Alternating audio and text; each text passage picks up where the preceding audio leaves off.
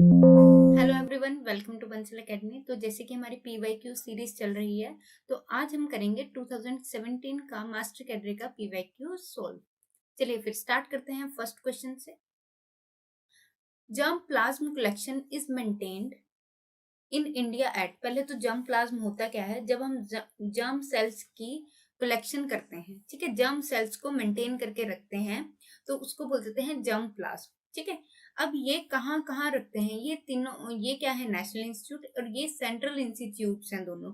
तो इन तीनों में ही जर्म प्लाज्म की कलेक्शन को मेंटेन किया जाता है। Next, in haploid culture chromosome duplication without nuclear division is known as. अब यहाँ क्या होता है? एक माइटोसिस होती है। माइटोसिस में क्या होता है कि क्रोमोसोम की डुप्लीकेशन करवाई जाती है विदाउट न्यूक्लियर डिवीजन, मतलब एक्स्ट्रा न्यूक्लियर क्रोमोसोम डुप्लीकेशन को बोला जाता है। ठीक है, और इसमें क्या होता है कि यू माइटोसिस होती है, ट्रू माइटोसिस होती है। क्लियर? अब ट्रू माइटोसिस में क्या किया जाता है कि जो स्पिंडल बनता है वो कहाँ बनता है? एक्स्ट्रा न्यूक्लियर, न्यूक्लियस के बाहर स्पिंडल बनता है, और इसी को बोला जाता है you. You word is for true, तो ट्रू माइटोसिस में ऐसा होता है। Next, confirmation of DNA transformation in rDNA technology can be done with the help of. जब भी डीएनए की बात करते हैं हम, तो हमें डीएनए को रिकग्नाइज करना है, तो वो किसकी हेल्प से होता है? सदर्न ब्लॉटिंग से। ठीक है, अगर यहाँ आरएनए होता तो नॉर्दर्न ब्लॉटिंग होती। ठीक है, अगर डीएनए की जगह आरएनए होता तो नॉर्दर्न ब्लॉटिंग आता। चलिए फिर नेक्स्ट चलते हैं। What is meant by the term Darwin's fitness?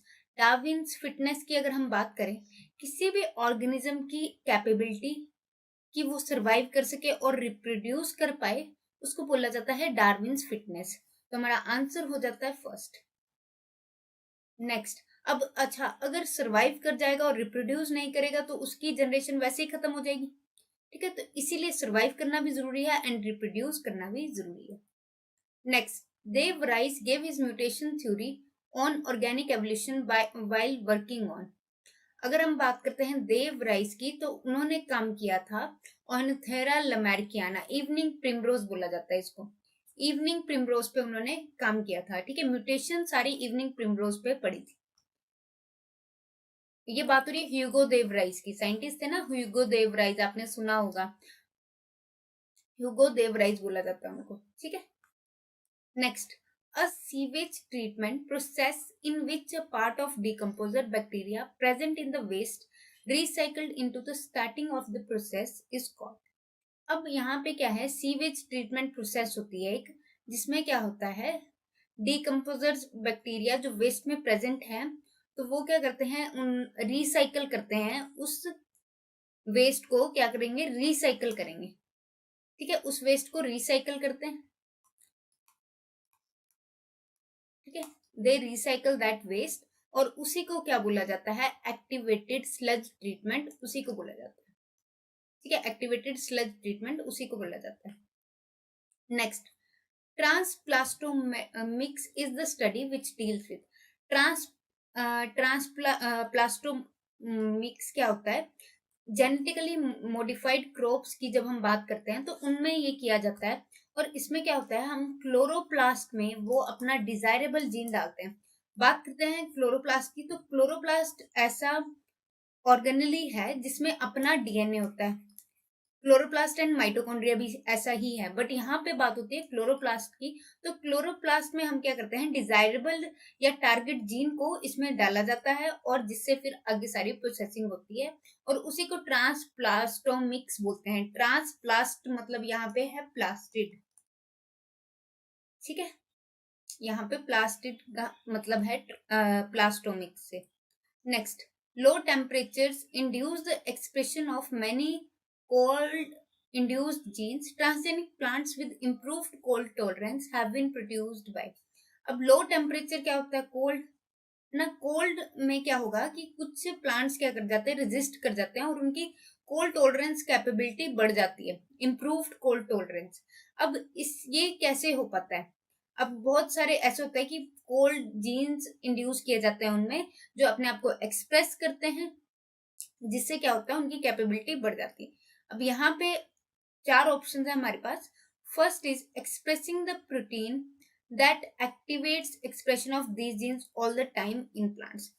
पहली ऑप्शन ही सही है, एक ऐसा प्रोटीन एक्टिवेट करवाना जो इन जीन्स को हमेशा एक्टिव रखता है प्लांट में, right.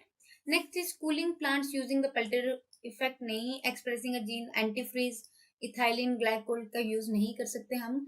Increasing evaporative cooling from leaf surfaces, अरे कूलिंग ही तो हो रही है, पहले भी लो टेम्परेचर को एक्सपोज होगा तो कूलिंग ही तो है वो। लास्ट ऑप्शन तो बहुत ही इररेलेवेंट है। Next, restriction endonuclease are used in genetic engineering and they.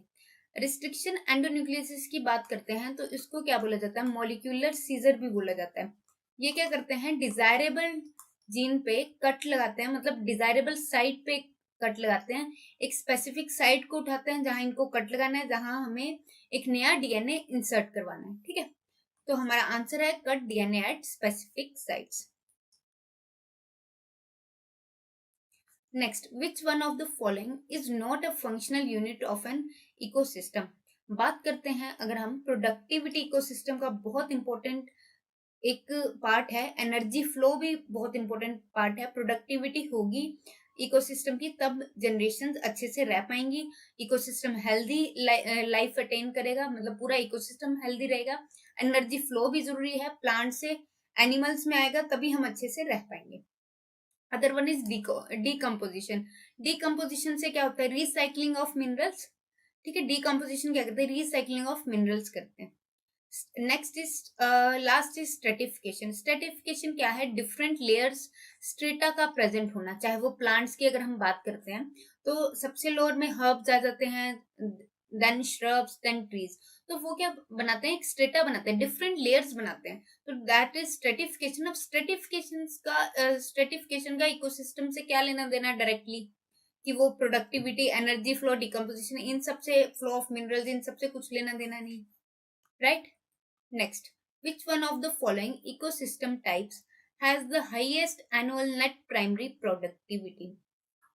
Net primary productivity कहाँ की होगी, जहां पे फॉरेस्ट हेल्दी होगा, प्लांट्स हेल्दी होंगे। अब प्लांट सबसे हेल्दी और सबसे ज्यादा रेनफॉल कहाँ होती है, ट्रॉपिकल रेन फॉरेस्ट में।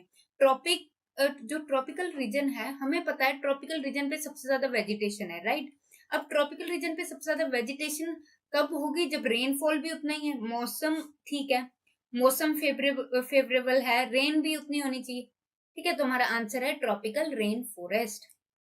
Next, if we completely remove the decomposers from an ecosystem, its functioning will be adversely affected because अगर हम decomposers को किसी इकोसिस्टम से पूरी तरह रिमूव कर देते हैं तो उसकी फंक्शनिंग भी बुरी तरह इफेक्ट होती है। क्यों? क्योंकि डीकम्पोजर्स क्या करते हैं, रिसाइकलिंग ऑफ मिनरल्स कौन करता है, रिसाइकलिंग ऑफ मिनरल्स कौन करता है, डीकम्पोजर्स, ठीक है।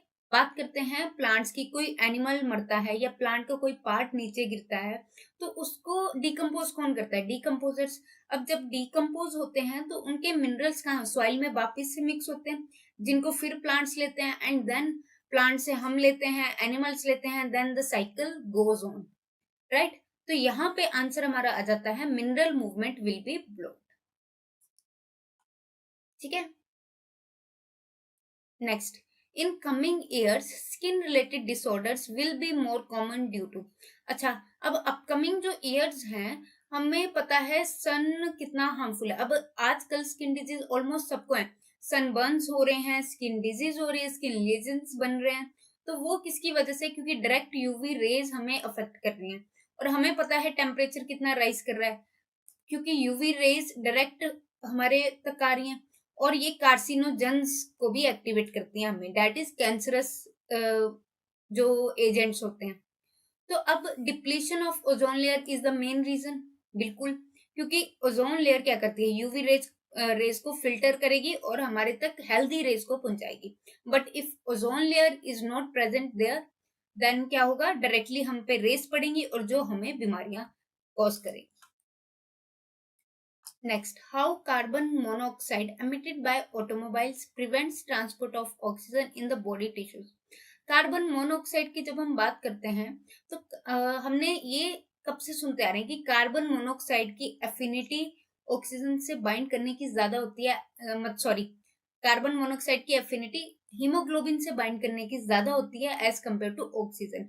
तो हीमोग्लोबिन अगर कार्बन मोनोऑक्साइड प्रेजेंट होगी इंस्टेड ऑफ ऑक्सीजन तो वो कार्बन मोनोऑक्साइड से बाइंड करके कार्बोक्सी हीमोग्लोबिन एक कंपाउंड बनाएगा जिसको बोला जाता है कार्बोक्सी हीमोग्लोबिन। ठीक है, कार्बोक्सी हीमोग्लोबिन जब वो बनाता है तो उसकी कैपेबिलिटी बाइंड करने की ज्यादा होती है किससे, हीमोग्लोबिन से। और ऑक्सी हीमोग्लोबिन फिर नहीं बनेगा और it will replaced by carboxy haemoglobin. तो हमारा आंसर क्या हो जाता है, by forming a stable compound with haemoglobin. बिल्कुल सही, क्योंकि स्टेबल कंपाउंड है, ज्यादा स्टेबल है, तभी तो वो ज्यादातर बाइंड उसी से करता है। Next, Escherichia coli is used as an indicator organism to determine pollution of water with. Escherichia coli वहां पे ज्यादा होता है अगर वाटर हमारा अफेक्टेड है, कंटेमिनेटेड है, तो Escherichia coli is always there। ठीक है, अब वो अगर अब इफेक्टिव किससे है, मतलब कंटेमिनेटेड किससे है पानी, तो अगर फीकल मैटर से कंटेमिनेटेड है तो एस्चेरिशिया कोलाई क्या है, बैक्टीरिया, तो उससे हमें पता चल जाएगा। अगर एस्चेरेशिया कोलाई की जो अमाउंट है, नंबर है, वो ज्यादा होगा तो उतना ही, मतलब उतना ज्यादा वाटर कंटेमिनेटेड है, जितना उनका नंबर कम होगा उतना पानी कंटेमिनेटेड नहीं है। अगर एस्चेरेशिया कोलाई एब्सेंट होंगे तो कंटेमिनेशन बिल्कुल नहीं है। Next, which one of the following is famous book in which Linnaeus introduced binomial nomenclature? Binomial nomenclature की बात करें, एक ऐसा नाम देना जो पूरे वर्ल्ड में चले, that is binomial nomenclature. Binomial मतलब दो नाम का है, एक जीनस एक स्पीशीज, तो वो उन्होंने अपनी एक बुक में लिखा था, सिस्टेमा नेचुरे, जिसमें उन्होंने 4400 स्पीशीज एनिमल्स की 4400 स्पीशीज के बारे में जिक्र किया है। Next, a species was defined as a population of interbreeding individuals and reproductively isolated from other population by which one of the following scientist। अब यहाँ पे क्या बोला है उन्होंने कि एक स्पीशीज क्या है, जो एक पॉपुलेशन है जो एक दूसरे से ब्रीड कर सके, अगर वो रिप्रोडक्टिवली आइसोलेट हो जाती है किसी और पॉपुलेशन से तो वो इन ब्रीड नहीं कर पाएगी। ठीक है, अब ये जो था ये अर्न्स्ट मेयर ने बताया था। अब अच्छा, इसका मतलब ये भी है कि देखो, अगर दो स्पीशीज हैं और मतलब एक स्पीशीज मान लो डॉग्स की बात कर लें, ठीक है, डॉग्स की अगर हम बात कर लें तो चलो डॉग्स की छोड़ो, मान लो एक पॉपुलेशन है, ठीक है, और उसमें क्या है, इंटरब्रीडिंग इंडिविजुअल, सारे इंडिविजुअल्स क्या कर रहे हैं, इंटरब्रीड कर रहे हैं एक दूसरे से, बट उनको दूसरी जो पॉपुलेशन है उनसे वो रिप्रोडक्टिवली आइसोलेटेड रहेंगे, मतलब कि वो एक दूसरे से ब्रीड नहीं कर पाएंगे तो अलग रहेंगे, उसी को उन्होंने स्पीशीज बोला था। तो ये कंसेप्ट दिया था एरनस्ट मेयर ने कि एक कोई भी स्पीशीज है वो दूसरी स्पीशीज से रिप्रोडक्टिवली आइसोलेटेड है, रिप्रोडक्टिवली अलग रखी गई है। ठीक है, next, if two organisms are member of the same genus they must be they must also be the member of the same. अब ये ऑप्शन है हमारी स्पीशीज, ठीक है, अब यहाँ पे देखो, अब ये बनाया मैंने, first is kingdom, other is phylum, class, order, family, genus, species. अब यहाँ पे अगर दो ऑर्गेनिज्म सेम जीनस को, अगर दो ऑर्गेनिज्म सेम जीनस से हैं तो वो सेम स्पीशीज से होंगे, बिल्कुल नहीं, स्पीशीज ही तो है जो उनको अलग अलग रख रही है, सेपरेट आइडेंटिटी प्रोवाइड कर रही है। तो यहाँ पे क्या आएगा, फैमिली आ सकता है, ऑर्डर आ सकता है, क्लास आ सकता है, फाइलम आ सकता है, किंगडम आ सकता है। अब इन ऑप्शंस में से कौन सी ऑप्शन यहाँ है, ऑर्डर है, बिल्कुल, तो ऑर्डर लिख देते हैं, राइट। वैरायटी इज नॉट, मतलब कोई रैंक है ही नहीं वैरायटी, तो हम उसको कैसे इंक्लूड करेंगे, एंड सब species will come after species, तो उसको भी नहीं हम रख पाएंगे, वो तो बहुत ही नीचे हो गया किससे, जीनस से। Next, diatoms are major producers and form aquatic. अब डाई एटम्स क्या है, मेजर प्रोड्यूसर्स है, मतलब डाई एटम्स क्या है, primary productive sorry diatoms क्या है जिससे पूरी फूड चेन चल रही है। अब डाई एटम से आगे डाई एटम्स को खाने वाले आएंगे, फिर आगे खाएंगे, this will continue the flow of energy. तो यहाँ पे हमारा आंसर आ जाता है एक्वेटिक फूड चेन को कौन मेंटेन करेगा, diatom. Next, which one of the following is common to multicellular fungi, filamentous algae and protonema of mosses. इन तीनों के लिए कौन सा चीज कॉमन है, डिप्लॉन्टिक लाइफ साइकिल नहीं, डिप्लॉन्टिक लाइफ साइकिल एल्गी का कहाँ होता है। Mode of nutrition, mode of nutrition algae की क्या होती है, फोटोसिंथेटिक, क्यों फंजाई की क्या होती है, heterotrophic. Members of kingdom Plantae, kingdom Plantae में सिर्फ एल्गी आती है, ब्रायोफाइट्स आते हैं, टेरिडोफाइट्स आते हैं, gymnosperms then angiosperms. Fungi kingdom अलग किंगडम में क्लासिफाई की गई है according to the latest system of classification given by Whittaker. ठीक है, तो उसमें क्या है, फंजाई को अलग से रखा गया है। तो यहाँ पे हमारा आंसर हो जाता है मल्टीप्लिकेशन बाय फ्रेगमेंटेशन, ये सारे फ्रेगमेंटेशन से मल्टीप्लाई करते हैं। अब मोसिस में क्या होते हैं, गेमा कप्स होते हैं जिसकी वजह से वो फ्रेगमेंटेशन करता है, फंजाई भी करती है, एंड फिलामेंटस एल्गी भी फ्रेगमेंटेशन शो करती है, जिसमें क्या होता है, एक फ्रेगमेंट अगर उनसे एक फ्रेगमेंट टूटती है तो वो पूरा का पूरा प्लांट बना देती है, that is fragmentation. Next, arrange the following in ascending order according to the linear hierarchy. ठीक है, अब ये आपको एक कोड बता रही हूँ, keep port clean otherwise family, यहाँ पे जी आएगा, गेट सिक। अब इसको हम इस तरह से अरेंज करते हैं। ठीक है, अब यहाँ पे किंगडम आ गया, अब किंगडम के बाद क्या है, फाइलम। फाइलम देखो यहाँ कहाँ है, फाइलम इन तीनों में किंगडम के बाद फाइलम नहीं है, तो हमारा आंसर फर्स्ट होना चाहिए। लेट्स चेक, क्लास है, ऑर्डर है, फैमिली है, जीनस है, स्पीशीज, तो हमारा ऑटोमेटिकली आंसर क्या हो जाता है, first, right. Next, taxonomic hierarchy refers to, taxonomic hierarchy है क्या, टेक्सोनोमिक हायरार्की है कि हमें टेक्सोन, टेक्सोन क्या होते हैं, ये किंगडम, फाइलम, ऑर्डर, स्पीशीज, ये सारे टेक्सोन ही हैं।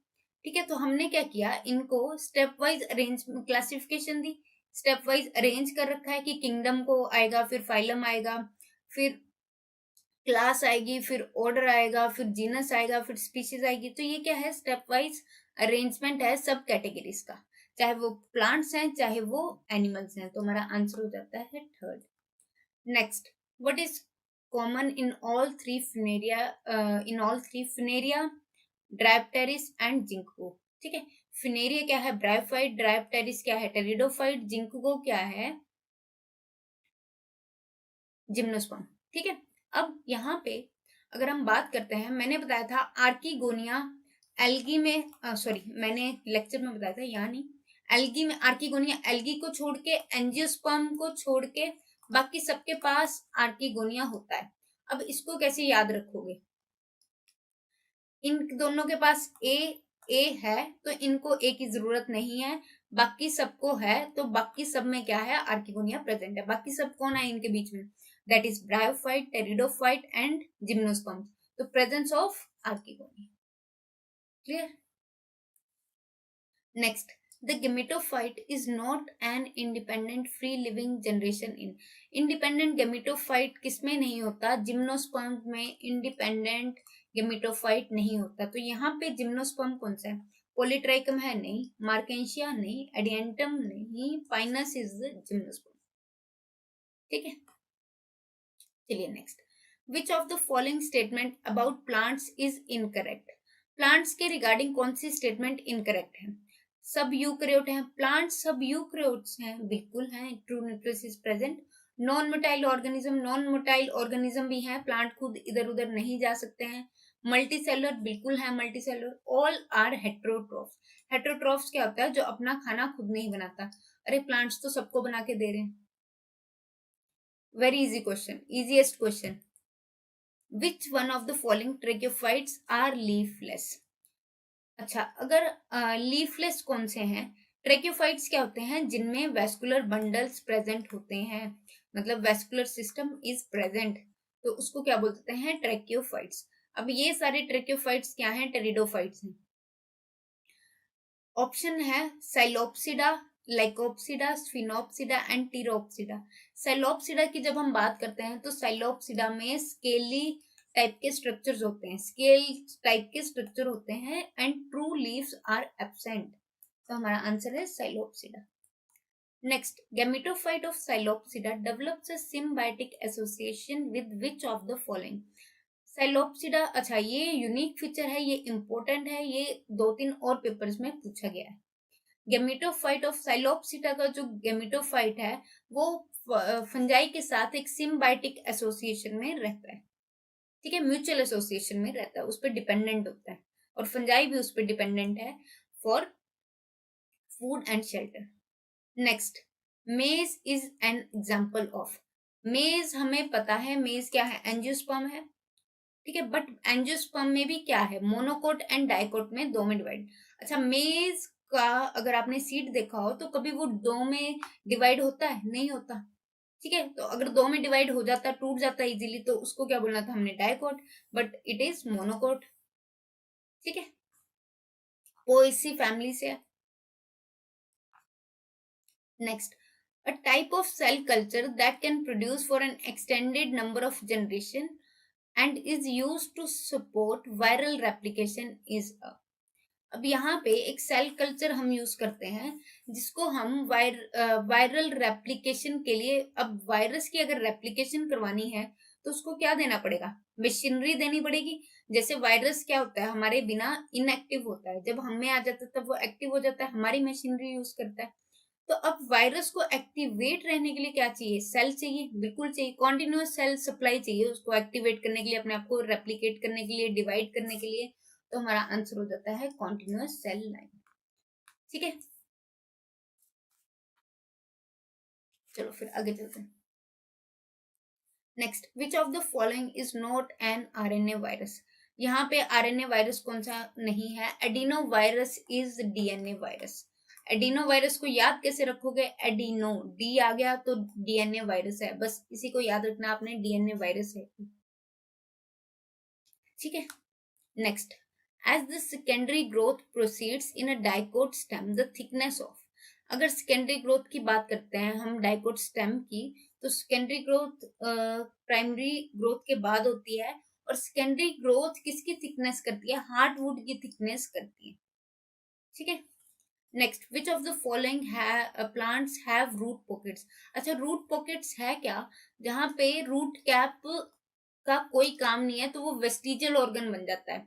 अब रूट कैप का किस प्लांट में कोई काम नहीं है और वो क्या बन गया है? वेस्टिजियल ऑर्गन, जिसके लिए नाम आता है रूट पॉकेट। तो इछोरनिया की अगर हम बात करते हैं, इछोरनिया क्या है? वाटर हेसेंथ। वाटर हेसेंथ को रूट्स में पेनिट्रेट, सॉरी, वाटर हेसेंथ की रूट्स को सॉइल में पेनिट्रेट करने की जरूरत ही नहीं है, ठीक है, क्योंकि वो तो ग्रो करता है वाटर में। इसीलिए तो यहाँ पे वेस्टिजियल किस में होना चाहिए? इछोरनिया में होना चाहिए। ओपेंशिया, कैपेरिस, बेनियन, ये सारे कहाँ ग्रो कर रहे हैं? ये सारे तो सॉइल में ग्रो कर रहे हैं, इनमें तो रूट कैप चाहिए इनको, ठीक है। तो वेस्टिजियल किस में होगा? Eichhornia, that is water hyacinth. And the other name of water hyacinth is Bengal of terror, क्योंकि इससे ये क्या करता है? वाटर पे सरफे वाटर के अपर सरफेस पे एक पूरा का पूरा लेयर बना लेता है, जिससे ऑक्सीजन सप्लाई रोक देता है और जो एक्वाटिक लाइफ होती है उसको खत्म कर देता है। That's why it is known as terror of Bengal, और बंगाल में इसने यही किया था। Next, potatoes are borne on. अगर पोटैटोज की बात करते हैं तो पोटैटोज कहाँ ग्रो करते हैं? Axil of scaly leaves. Scaly leaves की एक्सिस पे ग्रो करते हैं, ठीक है, प्राइमरी रूट्स पे नहीं। हमें पता है टोमेटो क्या है? मॉडिफिकेशन है स्टेम की। एडवेंटिशियस रूट्स पे नहीं, axil of scaly leaves. Next, in which one of the following the stem performs the function of storage and propagation? इनमें से कौन सा स्टेम फंक्शन कर रहा है स्टोरेज के लिए? अब अगर हम बात करते हैं जिंजर, तो ginger is a stem modification, तो जिंजर क्या करता है, स्टेम मॉडिफिकेशन है और स्टोरेज और प्रोपेगेशन के काम है। चलिए फिर नेक्स्ट क्वेश्चंस हम कवर करेंगे नेक्स्ट वीडियो में। चलिए मिलते हैं फिर अगली वीडियो में। Thank you.